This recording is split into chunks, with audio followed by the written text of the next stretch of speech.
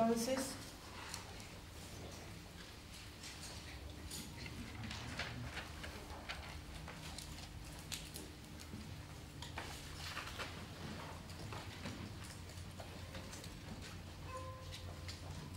por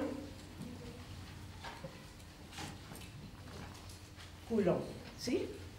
Entonces, el primero que vamos a hacer es la esfera metálica.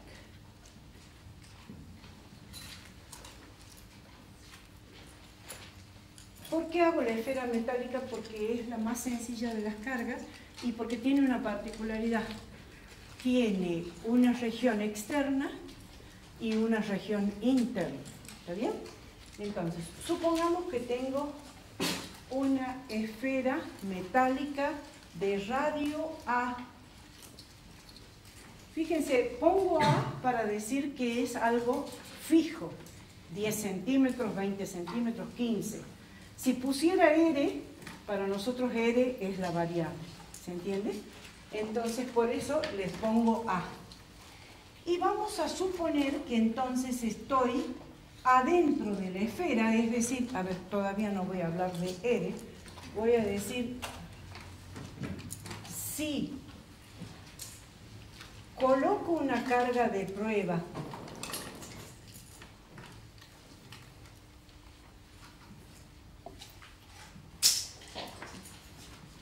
en el interior de la esfera, ¿qué sucede? Supónganse que en este punto coloco una carga de prueba Q0. ¿Sí? Les dije que por ser esfera metálica todas las cargas se van a la superficie. ¿Qué pasa en el interior? En el interior no existe carga, ¿se entiende? Entonces, no existe ninguna fuerza sobre la carga de crucero. Es decir, como en el interior no hay carga, vamos a poner con mayúscula, entonces la fuerza eléctrica es igual a 0 y por consiguiente el campo eléctrico es igual a 0. ¿Sí? Si a mí me pidieran representar en un eje cartesiano el campo eléctrico en función de la distancia, yo voy a decir que hasta el valor de A el campo eléctrico es igual a 0. ¿Está bien?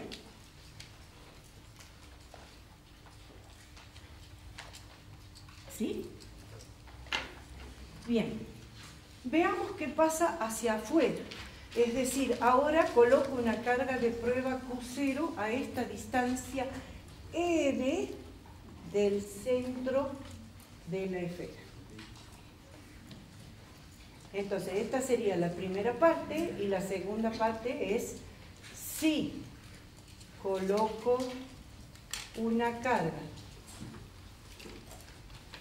a una distancia R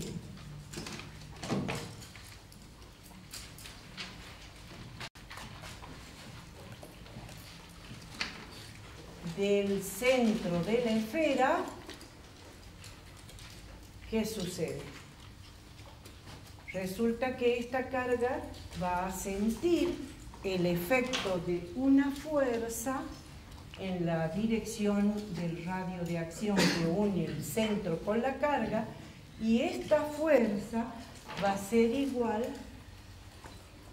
entonces la fuerza va a ser igual a K por la carga de la esfera por la carguita de prueba dividido la distancia al cuadrado.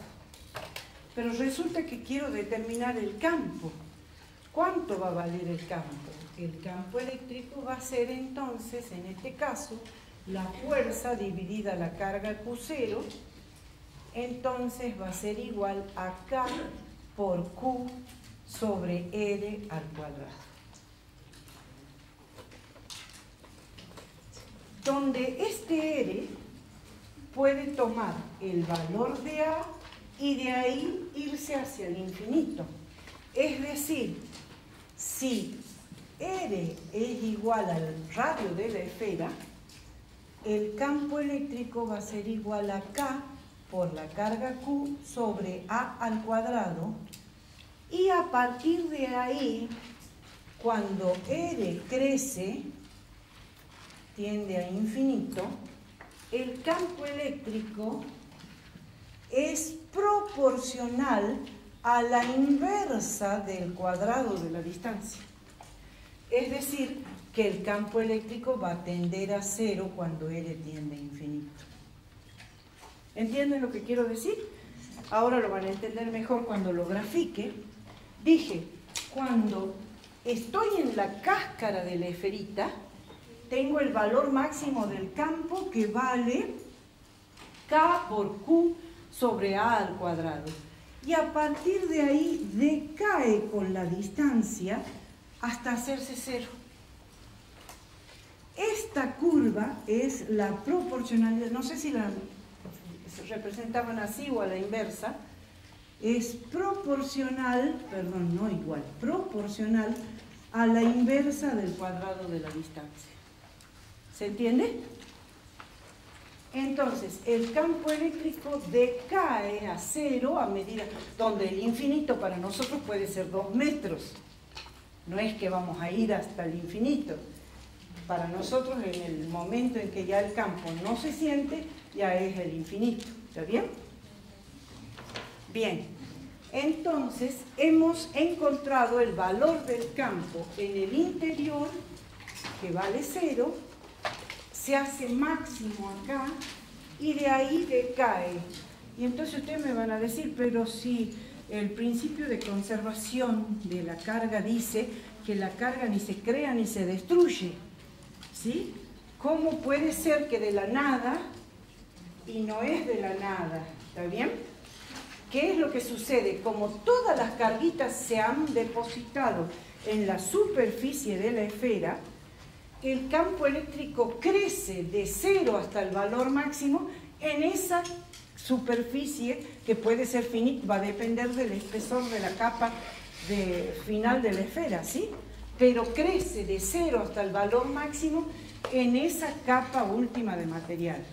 Matemáticamente es una función discontinua. ¿Por qué? Por izquierda en A el campo vale 0 y por derecha en A el campo tiene valor máximo. Pero físicamente no es una función discontinua, porque el campo crece, ¿dónde está la lapicera roja? El campo crece desde 0 hasta el valor máximo. Entonces ustedes van a observar que hay textos que dibujan el campo eléctrico así, pero la gran mayoría lo dibujan como un salto. ¿Se entiende? La gran mayoría de los textos lo dibuja como un salto. Pero no es que crezca el campo, o sea, que aparezca de la nada, no. Crece de 0 al valor máximo en la última capa de material. ¿Sí? ¿Se entendió? Bien. Pero resulta que algo que no les comenté es que si yo puse aquí la carguita de prueba, pero la podría haber puesto acá la carguita de prueba, Q0. ¿Y qué pasa? ¿Cómo sería el campo? El campo tendría esta dirección y sería saliente hacia afuera. Entonces, vamos a decir que si la carga que genera el campo es positiva, las líneas de campo son radiales y salientes. ¿Se entiende? Sí. Si la carga que genera el campo es positiva, las líneas de campo son radiales y salientes. ¿Por qué?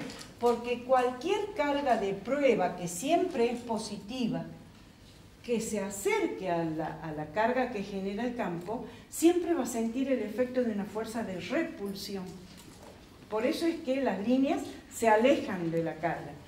Mientras que si la carga es negativa, fíjense, si coloco una carga de prueba por acá, la carga que genera el campo me va a ejercer una fuerza de atracción. Si la pusiera por acá, también va a sentir el efecto de una fuerza de atracción y así sucesivamente. Entonces el campo de una carga negativa también es radial, pero entrante a la esfera que genera el campo. ¿Se entiende? Esto lo debería poner hasta acá. Y así sucesivamente.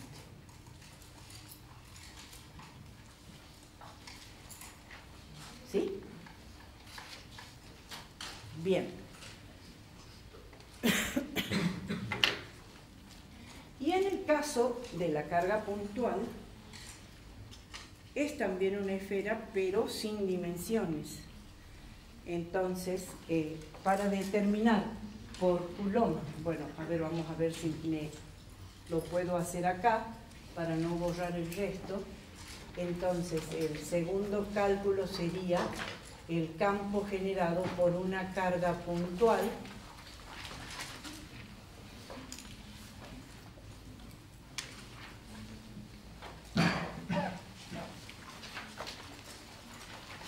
¿Cómo sería? En este caso, la carga puntual la representamos con una pequeña esferita y también, vamos a decir, le acercamos a los distintos puntos una carga de prueba y sabemos que la fuerza valía K por la carga que generaba el campo por Q0 sobre la distancia al cuadrado. Por consiguiente, el campo eléctrico va a ser igual, al dividirlo por Q0, va a ser igual a K por Q sobre R cuadrado, como hemos visto hasta ahora. Pero ¿cómo sería la representación gráfica? En este caso no podemos decir que en el interior de la carga el campo sea cero, al contrario. Fíjense, en una carga puntual, si necesito representar el campo en función de la distancia, cuando R tiende a cero, el campo va a tender a infinito. Es decir, acá vamos a decir, si R es muy pequeño, entonces el campo tiende a infinito. El entonces sería doble feliz, ¿no? Y al revés, si R tiende a infinito, el campo va a tender a cero. Entonces la gráfica, en este caso, va a ser más o menos así. Una hipérbole sería, ¿no? Bien, vamos a ver si me da el tiempo para hacer el tercer análisis. ¿Está bien? Les estoy atajando.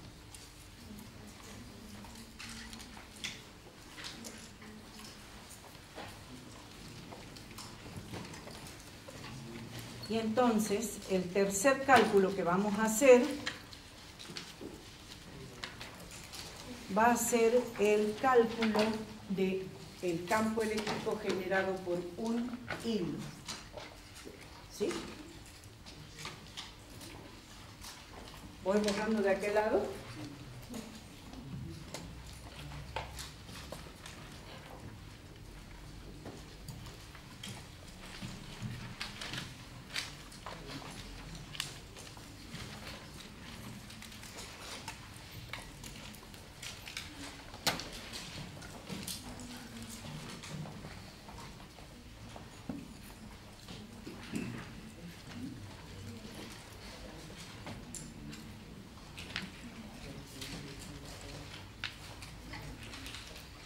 Bien. Entonces, el tercer cálculo que vamos a hacer es el campo eléctrico generado por un hilo conductor. Y entonces en este caso vamos a dibujar el hilo conductor. Vamos a ver si Y habíamos dicho que cuando el hilo tenía o sea, cuando las cargas estaban distribuidas, a este le vamos a llamar eje Y,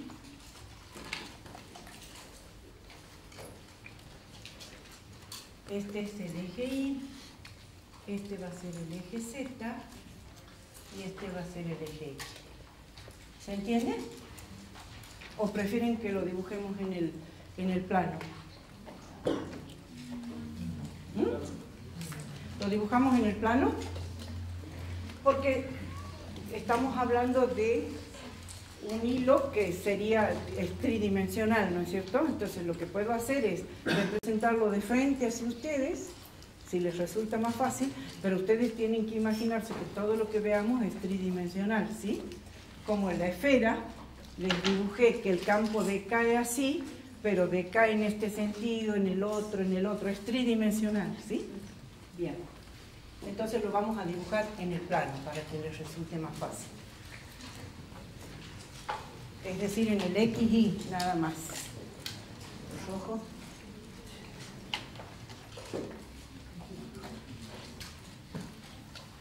Entonces, supongamos que este es el hilo de longitud L que se encuentra ubicado sobre el eje X, y voy a tomar un punto sobre el eje Y en el cual voy a evaluar el campo. Este es el punto P en el cual voy a evaluar el campo. Supongamos que tomo un elemento diferencial de línea que me va a dar un diferencial de carga. ¿Se acuerdan? De acuerdo a lo que acabamos de ver, el diferencial de carga iba a ser lambda por diferencial de X. ¿Sí? ¿Se acuerdan? Que vimos la densidad lineal de carga, lambda. Bien, este elemento me va a contribuir en el punto P con un campo que va a tener esta forma. Vamos a decir que es un diferencial de campo porque este diferencial de campo está dado por un diferencial de carga, que por supuesto va a tener una componente en la dirección X, es decir, un diferencial de campo en la dirección X, y va a tener una componente en la dirección Y, que este es en la dirección E. ¿Cuánto va a valer entonces ese campo de acuerdo a lo que hemos visto? ¿Recuerdan que el campo eléctrico habíamos dicho que era K por la carga que generaba el campo, que en este caso sería diferencial de Q, sobre la distancia R al cuadrado? Pero a su vez, este campo, como es un vector, va a tener una componente, diferencial de campo, ¿no? Porque estamos trabajando con un diferencialito de carga en la dirección X y una componente en la dirección Y. Es decir, esto va a ser K por diferencial de la carga, que dijimos que era lambda diferencial de X, sobre... ¿Podría escribir un poquito ¿Más grande? Bueno, pasa que el pizarrón es chiquito, pero bueno, vamos a tratar. Entonces, decimos, vamos a hacerlo lo más grande que podamos. El diferencial de campo eléctrico en la dirección X es K por lambda diferencial de X sobre R al cuadrado, pero lo tengo que multiplicar por el coseno de este ángulo, ¿está bien? Que le llamemos θ. Se repite acá. Entonces, por el coseno de θ. La componente del campo en la dirección Y va a ser igual a K por lambda diferencial de x sobre r cuadrado por el seno del ángulo θ. ¿Estamos de acuerdo? Esas son las dos componentes. Bien. Pero resulta que cuando necesite calcular el campo total de toda esta longitud, es decir, para un ángulo que varíe desde un θ1 hasta un θ2, perdón, acá, hasta este θ2, ¿qué tengo que hacer para poder calcular el campo entero? Tengo que integrar, ¿no es cierto? Y para poder integrar voy a tener que ponerlo todo en la misma variable. Entonces vamos a hacer una sustitución trigonométrica.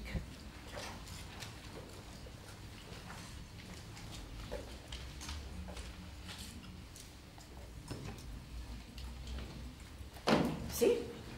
Entonces, esta distancia desde el punto al hilo la voy a llamar A. ¿Está bien? Entonces voy a decir R, a ver, ¿qué relación tiene R? Primero que necesito X y R, pasarlos, es decir, el diferencial de X y el R, los necesito pasar todos a función trigonométrica, ¿está bien? Entonces vamos a decir la tangente, a ver, la tangente de θ sería, la tangente del ángulo θ sería A sobre R. ¿Estamos de acuerdo? Por lo tanto, R va a ser igual a tangente de θ. No, perdón, sobre la tangente de θ. Sobre la tangente de θ. O lo que es lo mismo, A cotangente de θ. Porque la inversa de la tangente de θ es la cotangente de θ. Ay, es que sí, tienes razón, sería el coseno o el seno. Sí, estoy pensando que estoy diciendo esto sobre esto y no, y puse R, tienes razón. Entonces, el coseno, seno.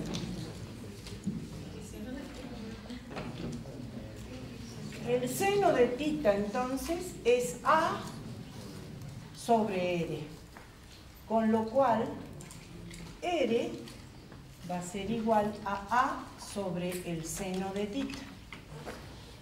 Y la inversa del seno de θ es la cosecante, ¿no es cierto? Entonces esto es A cosecante de θ. ¿Sí? Bien, entonces R es A cosecante de θ. Por otro lado, ahora sí creo que tengo que hacer la tangente. Ahora sí, la tangente de θ va a ser A sobre esta distancia X que hay desde el punto donde está mi carguita hasta el centro del eje de cartesiano. Entonces esto es A sobre X, lo que quiere decir que X va a ser igual a A sobre la tangente de θ, o lo que es lo mismo, A cotangente de θ. Pero resulta que a mí no me hace falta X. ¿Qué me hace falta? La derivada de X. Entonces, el diferencial de X va a ser A cosecante cuadrada de θ diferencial de θ. Si no me equivoco, la derivada sí es menos A.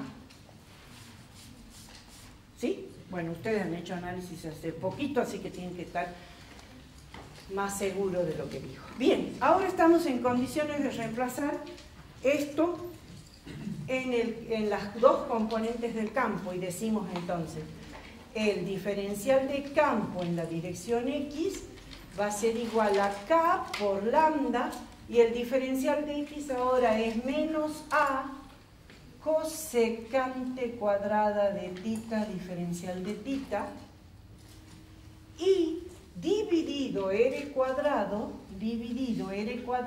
que R cuadrado es A cuadrado cosecante cuadrada de tita diferencial de tita.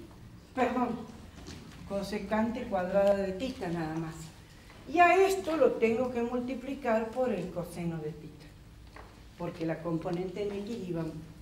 Fíjense, esta cosecante cuadrada de tita se simplifica con esto, una se simplifica con esto, y resulta que la componente horizontal queda menos K por lambda por coseno de tita diferencial de tita sobre A. ¿Está bien? ¿Y qué pasa con la componente en Y? La componente en Y también va a ser lo mismo, porque se me va a simplificar. Lo único que cambia es que ahora va multiplicado por el seno de tita diferencial de tita y dividido A. Entonces, para calcular el campo total generado por este hilo de longitud total L, necesito integrar desde un tita 1 hasta un tita 2. Y entonces vamos a decir, el campo en la componente X es la integral entre un ángulo que está hacia la izquierda y un ángulo hacia la derecha de menos K por lambda por coseno de tita diferencial de tita sobre A. Y esto resulta que la integral del coseno es el seno. ¿Y qué pasa con la integral del seno? Bueno, en este caso cuando los ángulos, está bien, lo dejamos así. Entonces esto me va a quedar K es menos seno. No. Entonces esto es menos K por lambda por el seno de tita sobre A entre el valor de tita 1 y de tita 2. ¿Sí? Después les digo qué pasa cuando esos ángulos se van hacia el infinito y el ángulo se hace entre pi y 0. ¿Está bien? Ahora les cuento. Y la componente en Y va a ser la integral entre tita 1 y tita 2 de lo que ya habíamos visto, K por lambda por el seno de tita diferencial de tita sobre A, y esto me daba como resultado, tenía signo negativo acá, ¿no? Un menos K por lambda, no, aquí se hace positivo porque la integral, no, sí sigue siendo negativo, ¿no? Sí, se hace positiva, la integral del seno, coseno sobre A, entre el tita 1 y el tita 2. Profe, ¿por qué tiene signo menos el diferencial de campo en X y el diferencial de campo en Y? Porque la derivada de esto me da negativo.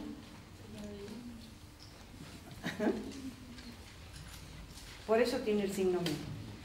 Pero ahora les cuento. Sí, ¿a dónde lo voy a anotar para no borrar? Sí. L tiende a infinito, es decir, cuando la longitud del hilo se hace infinita, entonces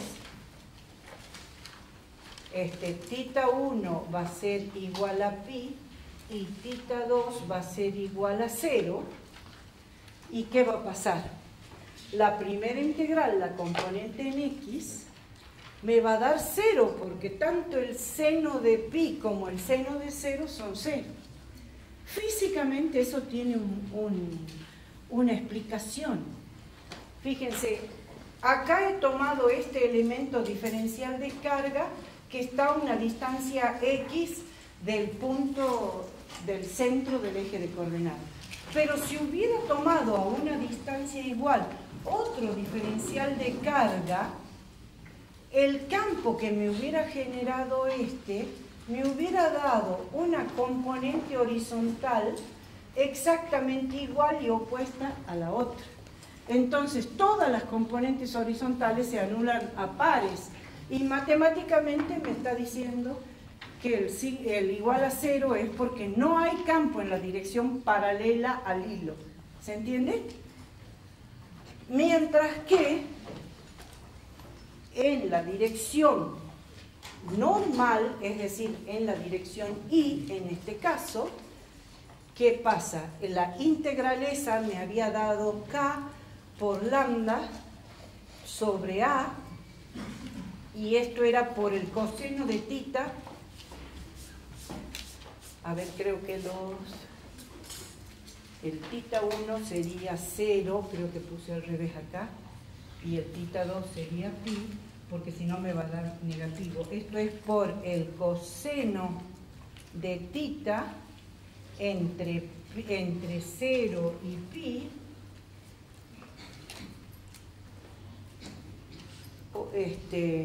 algo me está quedando mal por el signo, ¿no? No sé si se entiende lo que quiero decir, porque el coseno estaba bien como lo había puesto antes.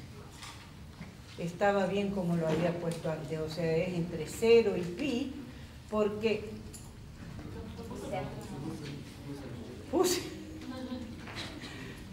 volví a poner al revés, es entre pi y 0, entonces acá me queda K por lambda sobre A por el coseno de 0 es 1 menos el coseno de pi que es menos 1. ¿Se entiende? Sí. Esto me queda que el campo generado por el hilo infinito es lambda por K sobre es 2 veces K por lambda sobre A. ¿Se entiende? Guarden este valor, porque la clase que viene vamos a trabajar sobre lo mismo, nada más que utilizando otro método. Y a ver si me da el tiempo para decir la última. No, ya no. Háganme acordar. Quiero pasar K a su valor 1 sobre 4 pi epsilon 0 para que vean cuánto vale el campo con ese cambio de variable antes de hacer el otro cálculo que vamos a hacer la clase que viene. ¿Está bien? Bien, nos vemos el jueves en el anfiteatro N, creo que es N.